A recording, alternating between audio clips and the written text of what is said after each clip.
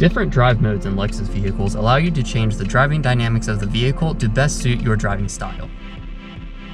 To change this drive mode, all you have to do is toggle the drive mode selector. Each drive mode selector in a Lexus vehicle is in a different location depending on the model.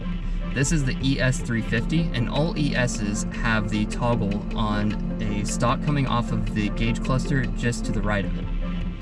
If we go up there and turn it up, that turns it to sport mode. In sport mode, it will sharpen your throttle response and your steering and make the car a little bit more dynamic to drive.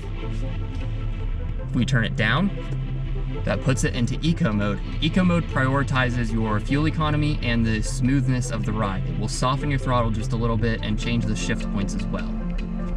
If we push N on the button on the end of it, you go back into normal mode. Your vehicle will always be in normal mode when you start it until you change it to something else.